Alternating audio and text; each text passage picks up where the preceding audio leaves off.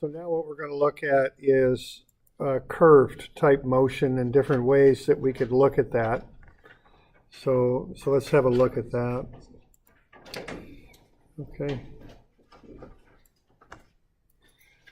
So we're going to start looking, so we started off by looking at the different just types of basic motion, like I say, constant and variable acceleration. Now we'll look at curved motion, which is a big part of dynamics. You know, when a lot of dynamics deals with mechanical engineering and machines and stuff like that. Whenever I think of machines, I think of things often rotating. So we have to be able to describe curved motion. So we'll start with that. And there's different ways of doing this. They use different coordinate systems. So we'll just start off with Cartesian coordinates, which it really isn't that commonly used, honestly, because it's hard to describe curved motion in XY Cartesian coordinates. But they are used, so let's have a look at this and see what we can do with it. All right, so here's the beginning of it. So, you know, a lot of you turned that homework in. Yeah, just remember to get that into me. You know, that's the first, just 111, I think it was, it's due today. That's all it is.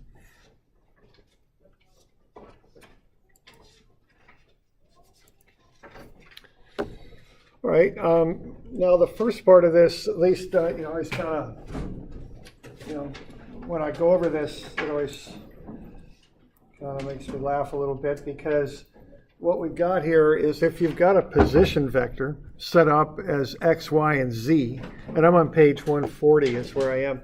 Now, but this actually appears in 150. Oh, 150? Oh, okay, my bad. Oh, I changed the number then? Okay, so it's 150. Thanks. So this is 150. Now, if you've got a position vector expressed as an XYZ coordinate, okay, now we'd have to have some sort of functional relationships for X, Y, and Z. And particularly, they'd have to be functions of time here. Okay? So we'd have to have a position vector as a function of time with X and Y coordinates and possibly Z coordinates if we're in 3D. What we could do then, if we want a velocity vector, is just take a time derivative.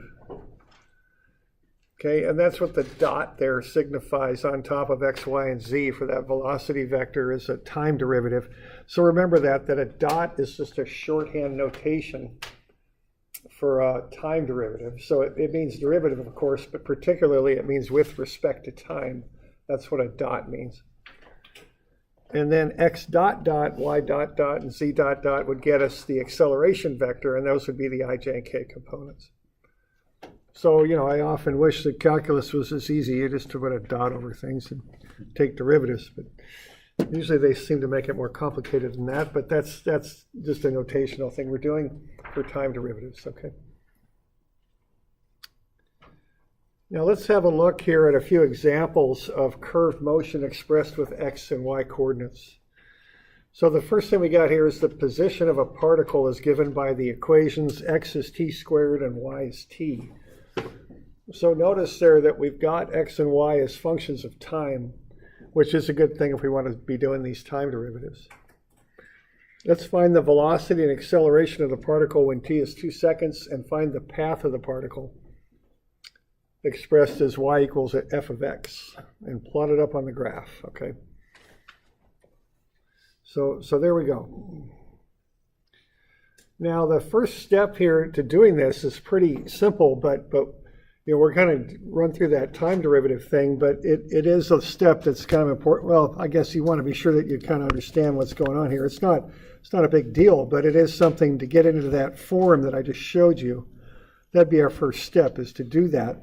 So what we have there is X and Y as functions of time. So what that means is we can say the position vector R, that's what we use for a position vector, is t squared I plus tj, okay? So these are equivalent statements. X is t squared and y is t is the same thing as saying that R, the position vector, where the particle is t squared I plus tj, okay?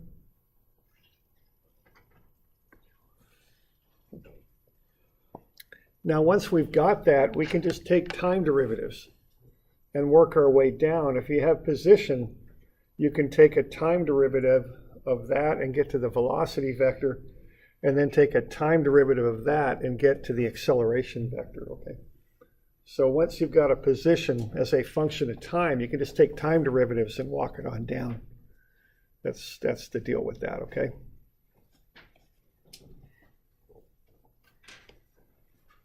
So it's pretty straight up. You're just taking derivatives of the t functions there. You keep the I and the j. So you're just taking the derivative of the t squared I and getting 2ti for velocity, taking the derivative of that and getting 2i for the acceleration. And then for the position, you take the time derivative of t and get 1 for j, and then take the time derivative of the number 1 and get 0 for j. Okay, so we're walking down from position, velocity, acceleration. And I just think of just kind of walking on down when I do that, okay?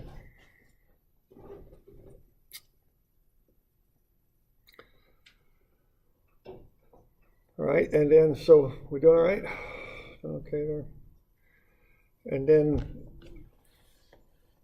okay, so the next thing we want to do here would be to find out, as the question asks, what are these values when the time is 2 seconds, okay?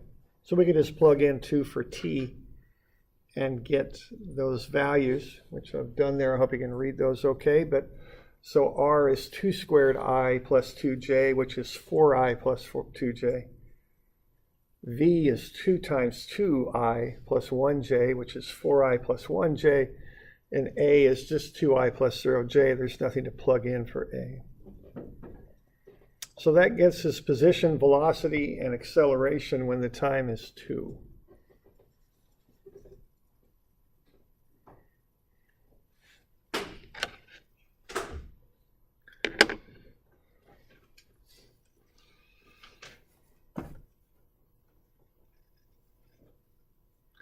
Okay.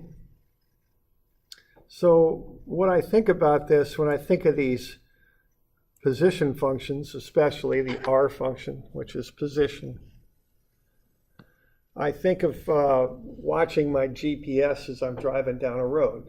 I'm going to have a little dot or an icon for me, and it's just going to keep moving on the screen as I'm driving, right? And that position where I am will vary with time. So that's what I think about with that position vector, is where I am with respect to time. Plug in different values of t, you can get different times, okay? And then it's just a matter of, so there's 2 steps, there are actually 3. First, you get the x is t squared, the y equals t into a position vector, r. And then you take time derivatives and walk it down. And then you plug in whatever your value of time is to get your actual position, velocity, and acceleration at that particular time, okay? All right. All right, now if I want to find the path, I think what I've got, I think they call this a parametric equation or something like that. I can't remember. It's been a while since I've done all this in math. But what I'm going to do, I've got t, the time is equal to y. And I've got the t squared, which is x, okay? So I've got t is equal to y and t squared is equal to x. So I can solve both of those equations for the time. So t is equal to y and t is also equal to the square root of x. So I solve for time twice. And then I can just equate those two things together. So what I end up with then is y is equal to x to the 1/2, the square root of x. So what I've done initially is I've got the function of x and y, with respect to t. I know what x is for a given time, and I know what y is for a given time. But what I can do, I can eliminate time from that relationship and equate x directly to y. So y is a function of x. Okay. And what I found there when I did that is that y is x to the 1/2, square root of x. Okay. So I'm doing slightly different things here. The one on the top there, or that position vector, is I've got a position as a function of time, whereas here I've got x and y related to each other. All right. So what I can do is I can plot up y equals x to the 1/2 and come up with a graph. And that graph is what I would call the path. Okay. So what the path is, or the graph, the way I think about that is it's like a map. So think of driving down a road. Y equals f of x is a map of the road. It's where the road goes. Notice there's no element of time in there. It's just showing where the road goes. It starts going due north and it starts bending off towards the east a little bit. Okay, that's what this road does. That's the idea there. The road doesn't move, it's just a map of the road. Now what the position vector is the location of my car on the road at any given time. Okay? So they're slightly different things. Okay, so the path, y equals f of x, is a map of the road, a static map of the road, whereas the position vector tells me where my car is on the road at any given time. Okay. The two are related, but they're different. Okay. So what I'm doing there in that chart there is I'm just plugging in different values of x and seeing what I get for y. Then I put the dots on the graph and connect the dots, and there you go.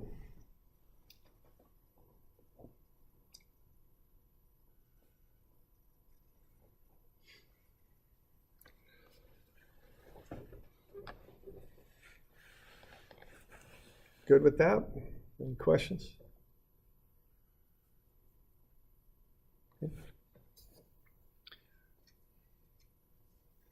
Okay. Now I did the one below for you. Okay, I've got x equals t to the 6 and y equals t cubed. I just did the time derivative deal there and got, so I made that into a position vector. Then I took time derivatives and walked that on down. Okay, so r is t6i plus t3j. So when I take those time derivatives, we got v as 6t to the 5th, I plus 3t squared j. Take another time derivative and I get a is 30t to the 4i plus 6tj. Okay. I can plug in t equals 2 again, just like I did up above, and get position, velocity, and acceleration again. Okay. And then I can also find the path. Y is t cubed, x is t to the 6. So I can solve those both for t. T is y to the 1/3. T is x to the 1/6. So I can say y to the 1/3 is equal to t. X to the 1/6 is equal to t. So y to the 1/3 is equal to x to the 1/6. And then I can basically cube both sides, and I get y equals x to the 1/2 for the path. Okay. So I'm doing the same thing down there that we just did up above. Now, if you notice, that's the same path, isn't it? Mm-hmm. Okay. So what's the difference in these functions? If you kind of relate them to the car going down the road, what's the difference in them? What's the difference between the top and the bottom? Because I end up with the same path, but what's the difference? Yeah, right. There. See, what's going on is the car on the bottom. They're both cars are traveling on the same road. The car on the bottom is traveling a lot faster on the same road. Okay, that's the deal. Okay. So, everybody okay with that? So what we had there was a position function as a function of t, time, which is very commonly, at least in dynamics books, is how you get, how you express position functions as a function of time. And then we were able to eliminate the time out and relate x directly to y and get a path. I mean, that's what happened there, okay.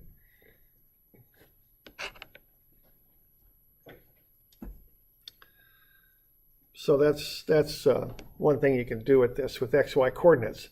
It works very well for doing this path and time function kind of operation here, okay? So we got any questions on that? We doing okay? All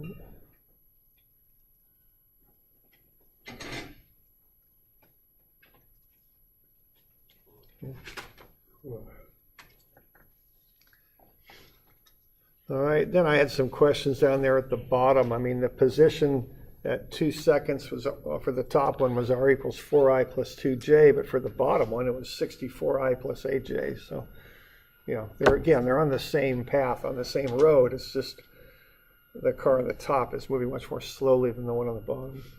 That's the idea. Okay.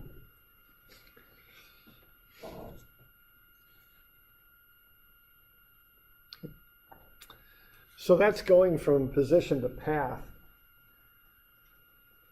Okay, the next example is going the other direction, from path to position. Okay, same idea, just going the opposite way. Okay. All right. So what we got there is a sinusoidal kind of function. You know, if you've taken electricity, you've probably seen something like that on an oscilloscope. Okay. So we got y equals sine of x. The x velocity of the particle is constant, 0.34 meters per second. Find the velocity and the acceleration of the particle when x is 6. When t is 0, the particle is at the origin. Okay. All right. Now that's there are certain vocabulary words I want you to be comfortable with. So if the velocity is constant, you know, obviously v sub x, I guess we could say, is 0.34. When you see that word constant, what does that tell you about a sub x? Yeah, it ain't much, it's 0, okay? So get used to that particular use of that word. Constant means the acceleration. Constant velocity means the acceleration is 0, okay? That's the meaning of that word, okay? As far as the mathematics that you'll do, okay? So constant means ax is 0. All right, so we want to find, let's see, we got y equals sine of x. The x velocity of the particle is a constant 0.34. Find the velocity and acceleration of the particle when x is 6. Okay, so we got to do this business here. You know, we got to find velocity and acceleration vectors for this thing. So the first thing I'd do there would be to find a position vector for x. I know that v sub x is 0.34. Okay, it's constant, so that's just a number. I don't need to put, you know, there's no function of t in there or anything. It's just 0.34. Now, again, there's just these little steps, and they don't look like much, but you do have to understand what's going on there. You got to take that sentence and translate it into this mathematical expression right here. V sub x is 0.34. Those are equivalent things. I'm taking the English and translating it into math. Okay.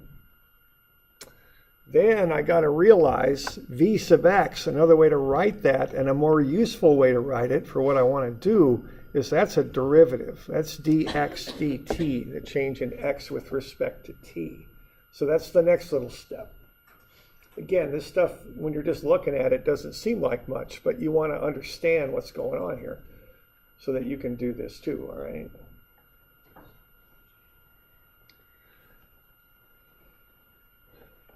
Now, if the change in x with respect to the change in time is a constant 0.34, what that means is the change in x is 0.34 times whatever the change in time is. So I can essentially, what I'm, you know, algebraically, I'm just multiplying through by dt is what I'm doing there. So now I've got differentials related, those little instantaneous, you know, dx and dt.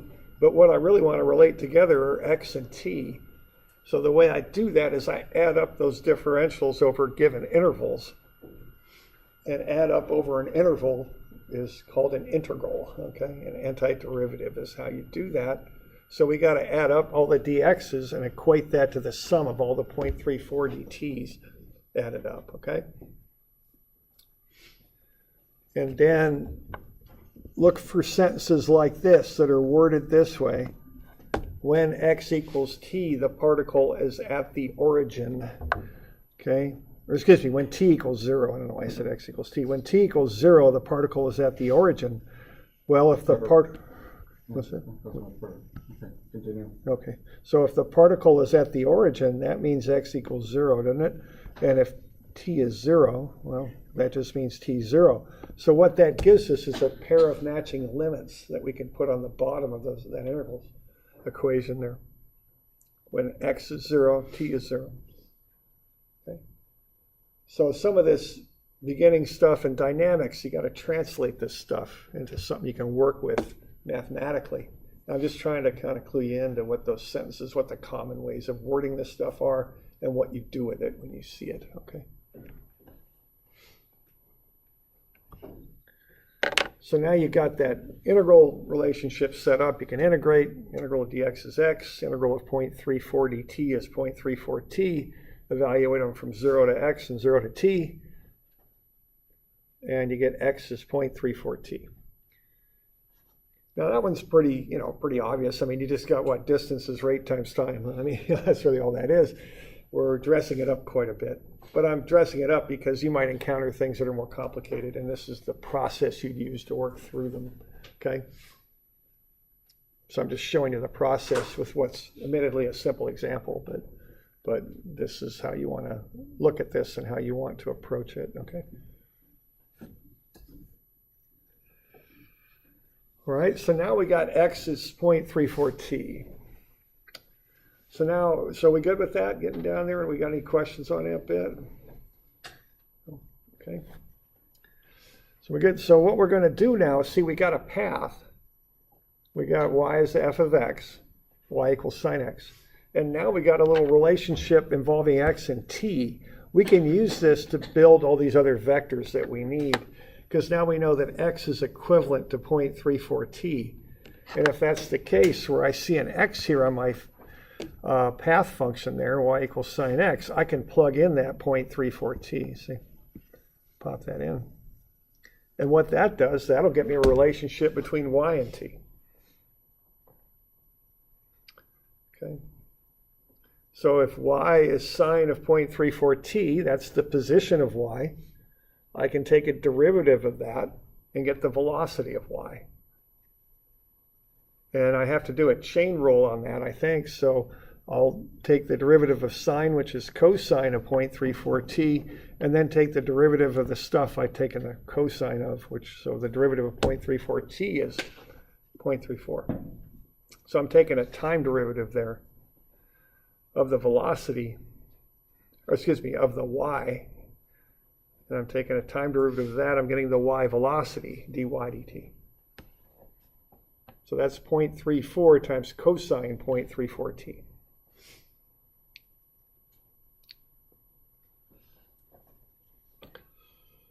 Okay.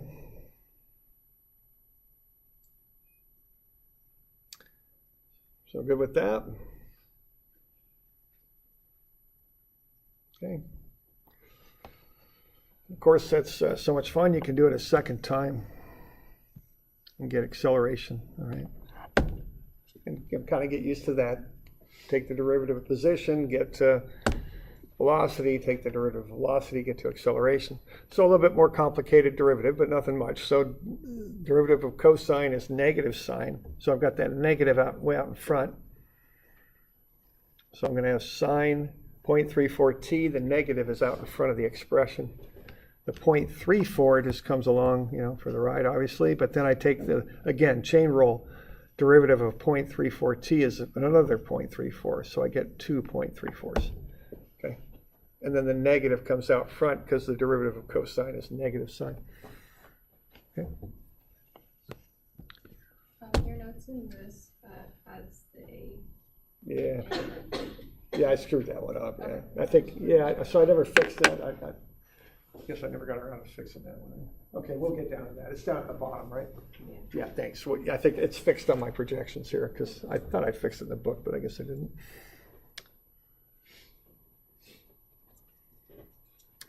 All right, so work out the calculations there. So 0.34 times 0.34 is 0.1156, the negative goes out in front, sine of 0.34t.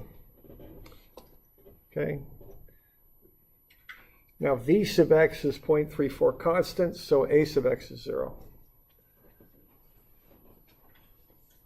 So what I got now is I've got time expressions for everything, the position and the path.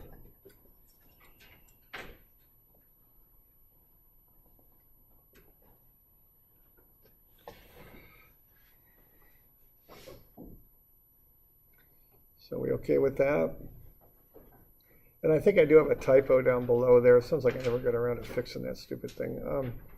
But I've got it shown up here what it ought to be. So we'll get to that in just a second. Okay. So now we got x and y components for position, velocity, and acceleration.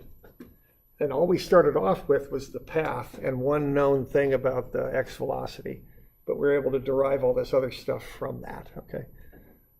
So it's kind of like we have the path y equals f of x, and we got that one x to t relationship that we can plug into that to relate x to t, and then through that path equation we can relate y to t. That's the idea. Okay.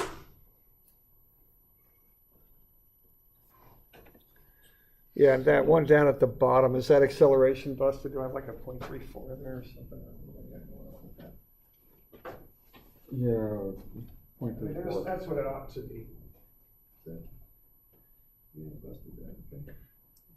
So it just ought to be negative 0.1156. Is that the only problem with that? Yeah, so I think it's just this number that has to change. Oh, and then it's like, Oh, is it sine? Is it say cosine? I just copied the velocity down. this one's really good.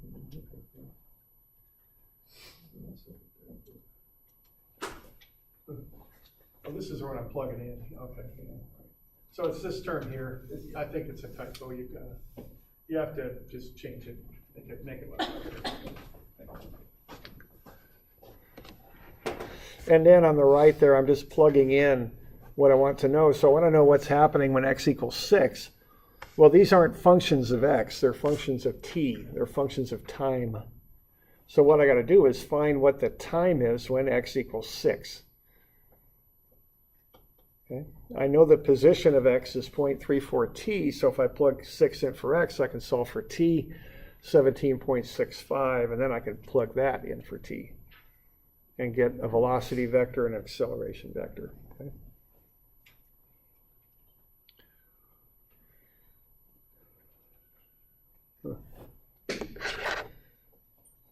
Yeah, I probably ought to fix that one. That's a couple years old now.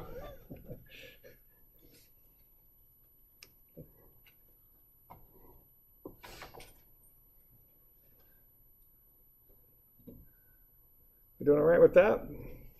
All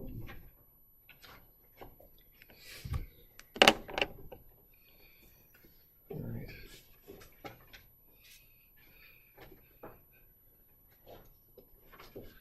All right, so that's a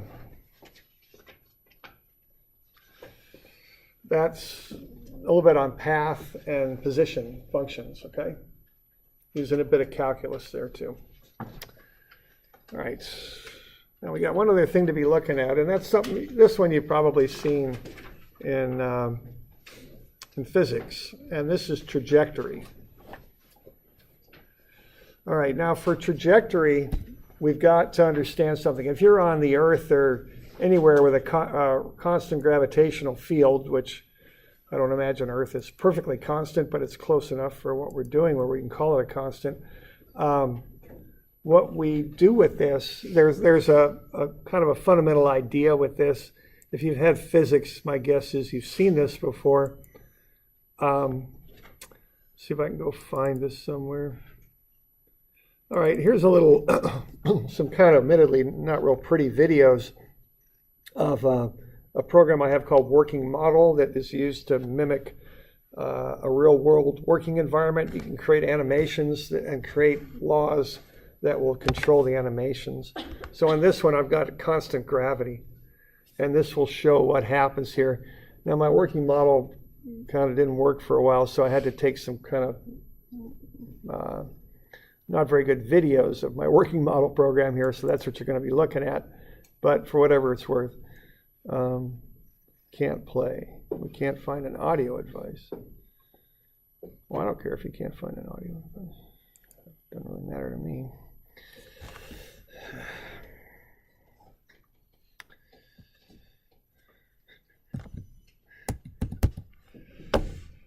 Oh, sigh. Come on. Escape. The whole thing crash. Battery time. Control delete. Task manager. Goodness. Screen reporter tools. Windows media player. Yeah, that'd probably be the thing, wouldn't it? Yeah, but movies and TV. Well, let's see. We'll try and take a minute with it. Okay, so let's have a look at this one here. So let's look at the motion of a golf ball. All right. So what we're going to do here is we're going to look at this thing. It's hit up in the air at 60 degrees at 31 meters per second. Now, this is one very common use for XY coordinates when you're analyzing curved motion. What you want to do with this is you want to basically break it into X and Y problems and analyze the two separately and then combine them together when you're done. I mean, that's the basic idea here. So if we've got a ball that's hit upward at 31 meters per second at 60 degrees, what we can do is break that into an X component and a Y component. So we're hitting that golf ball up at 60 degrees, 31 meters per second. We've got the wind that'll cause an X acceleration. We've also got gravity. Okay? So we're going to analyze the motion of this ball and see how far it'll go in the air. And the way we do that is we look at V sub x and analyze that. And that motion will just be up and down. And actually it's going to fall a little bit further than it starts from, isn't it? So it's going to do that. That's going to give us the time, okay, that the ball is in the air.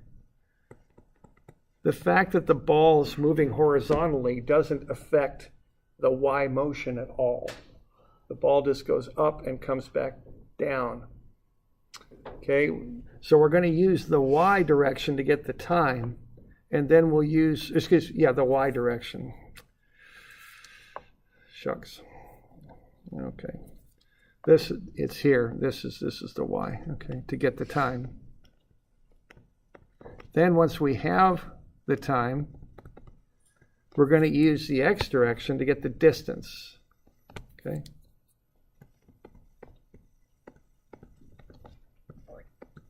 The important thing here is you got to just handle Y by itself and X by itself. That's the important idea. Okay? So what we'll do first, we'll do these kinematic equations. We've got constant acceleration, so we'll do constant acceleration equations to get this stuff figured out. So the first thing we're going to figure out is how long is the ball in the air. Okay. So what I'm going to do to figure that out is I'm going to use that equation that I've got listed down there. S is S0 plus V0t plus 1/2 a sub ct squared. That's one of our constant acceleration equations. Now I'm going to do that for the Y direction only. Okay. I'm not going to factor X into that at all. This is just for the Y direction. Okay. So if I do that, I'm going to get 0. I'm going to call that essentially my datum, where I'm starting. Okay, and it's actually where I'm ending, because I want all my measurements to be positive. So 0's down here. So that means that the ball starts at a height of 2 meters. So S0 is 2.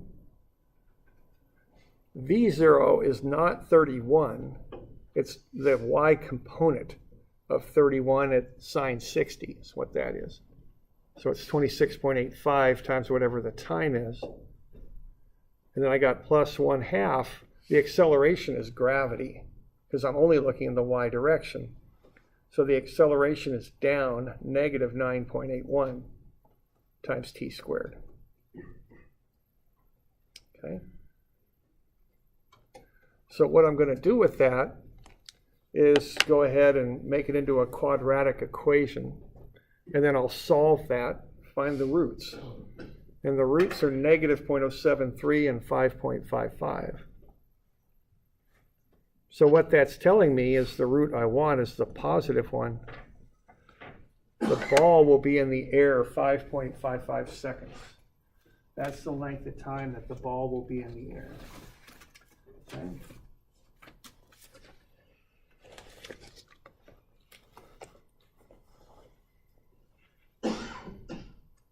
Run through the quadratic formula, like for on the homework, for instance, and you get two numbers that are very close. Mm-hmm. When can you assume that they're the same number? Normally for rounding errors, I look at a 1%, different. If it's that, I'm pretty confident it's a rounding error.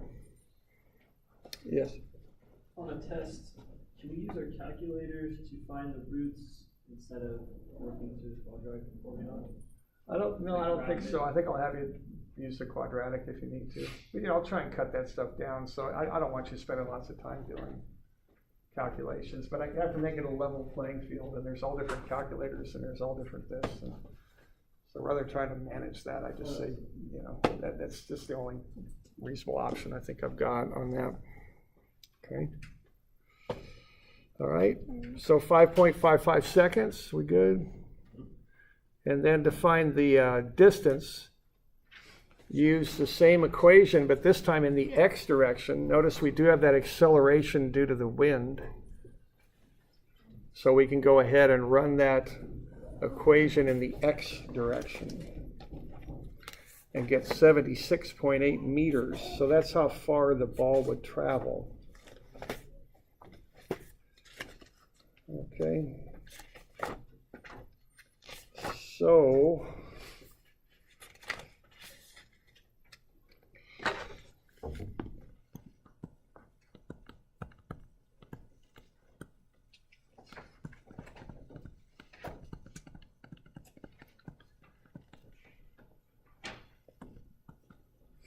I think Friday is the 12th, isn't it?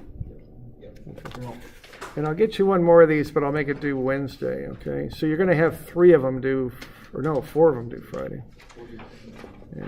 122 and 123, I think. And then this will be due Wednesday, which would be the 17th, okay? So, y'all okay with that?